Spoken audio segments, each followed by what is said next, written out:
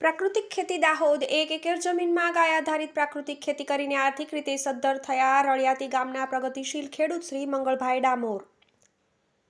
આત્મા પ્રોજેક્ટ ખેતીવાડી અને બાગાયતી વિભાગ દ્વારા આપવામાં આવતી તાલીમ, સહયોગ અને માર્ગદર્શન વડે આ પ્રાકૃતિક ખેતીમાં સફળતા મેળવી કાશ્મીરી એપલ, બોરની વિવિધ જાતોના 400 અને 500 સરગવાની ખેતી સહિત ગલગોટા, સરગવો, પપૈયા, રીંગણ, પાલક, ધાણા, ટામેટા, સફરજન, મીઠી લીમડી અને આંબળાની ખેતી કરીને અન્ય ખેડૂતો માટે બન્યા પ્રેરણારૂપ। જંતુનાશક દવા પણ જો જાતે જ બનાવી શકાતી હોય તો પછી આ રાસાયણિક ખાતર અને દવાઓ પાછળ નકામા ખર્ચ કેમ કરવા, જો કે આપણને ખબર છે કે આ આપણને આર્થિક તેમજ સ્વાસ્થ્યની રીતે નુકસાનકારક છે। પ્રગતિશીલ ખેડૂત શ્રી મંગળભાઈ ડામોર।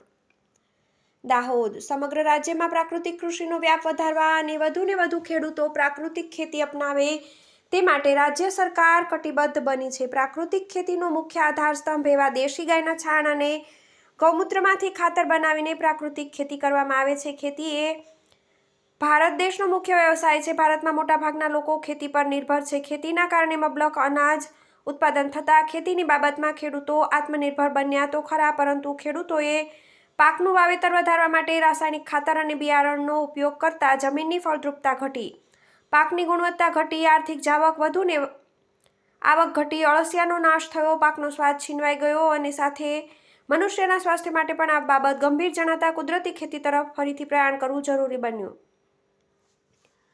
રાસાયણિક ખાતર અને દવાઓના ઉપયોગને કારણે ભૂમિ પ્રદૂષણ અને હવા પ્રદૂષણ વધ્યું, સાથે સાથે લોકોના સ્વાસ્થ્યને પણ ભારે નુકસાન થઈ રહ્યું છે।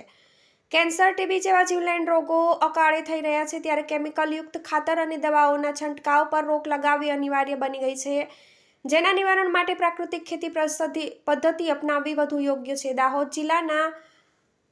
દાહોદ તાલુકાના રળિયાતી ગામના પ્રગતિશીલ ખેડૂત શ્રી બોરની ખેતીમાં નવી પહેલ કરીને ખેતી ક્ષેત્રે એક નવો ચીલો ચાતર્યો છે। તેમણે 2021માં વર્ષથી પોતાની 1 એકર જમીનમાં પ્રાકૃતિક ખેતીની શરૂઆત કરી હતી। એમણે આસામથી લાવેલ વિવિધ પ્રકારના બોરના છોડ આજે તેમને ઘણી કમાણી અપાવી રહ્યા છે। પોતાની એક દેશી ગાયના છાણમૂત્ર વડે તેઓ જાતે જ ખાતર અને દવાઓ બનાવીને જાત મહેનત વડે સંતોષી જીવન જીવી રહ્યા છે। તેઓ જણાવે છે કે પ્રાકૃતિક ખેતી એ રાસાયણિક ખેતીથી અનેક ગણી ચડિયાતી છે। રાસાયણિક ખેતી વડે જમીન કડક અને નિર્જીવ થઈ જાય છે, પાકમાં સ્વાદ રહેતો નથી।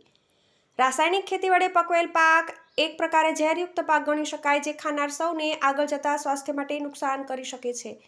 એક રીતે આપણી જમીન, વાતાવરણ, જીવજંતુઓ અને મનુષ્યો માટે અત્યંત હાનિકારક છે, જ્યારે પ્રાકૃતિક ખેતી તમામ પ્રકારે લાભકારી છે। જંતુનાશક દવાઓ પણ જો જાતે જ બનાવી શકાતી હોય તો પછી આ રાસાયણિક ખાતર અને દવાઓ પાછળ નકામા ખર્ચ કેમ કરવા, જો કે આપણને ખબર છે કે આ આપણને આર્થિક તેમજ સ્વાસ્થ્યની રીતે નુકસાનકારક છે। મંગળભાઈ ડામોરે આત્મા પ્રોજેક્ટ ખેતીવાડી અને બાગાયતી વિભાગ દ્વારા આપવામાં આવતી તાલીમ, સહયોગ અને માર્ગદર્શન વડે પ્રાકૃતિક ખેતીમાં સફળતા મેળવીને સાબિત કર્યું કે પ્રાકૃતિક ખેતી પદ્ધતિના ઉપયોગ થકી ખરેખર સારું પરિણામ મેળવી શકાય છે। તેમની સફળતા અન્ય ખેડૂતો માટે પ્રેરણાદાયી છે।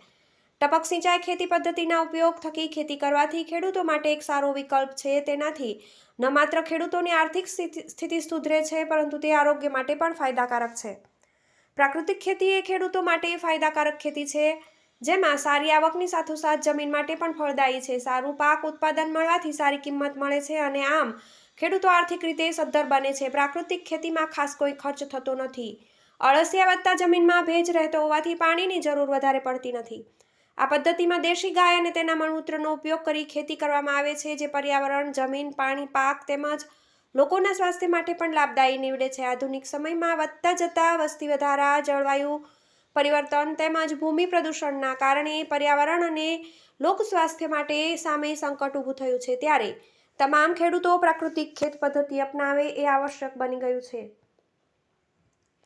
દાહોદ જિલ્લાના ખેડૂતોએ પણ પ્રાકૃતિક ખેતી કરવા તરફ પ્રયાણ કર્યું છે, તેમજ સરકારશ્રી દ્વારા અપાતી વિવિધ યોજનાઓ હેઠળ પ્રાકૃતિક ખેતી કરી રહ્યા છે। પ્રાકૃતિક ખેતી કરતા ખેડૂતોને આર્થિક તેમજ સાધનિક જેવી વિવિધ સહાય સરકાર દ્વારા આપવામાં આવી રહી છે। સરકાર પણ કુદરતી ખેતી પદ્ધતિને પ્રોત્સાહન પૂરું પાડવા માટે મક્કમ અને કટિબદ્ધ છે। TV18 news Dahod.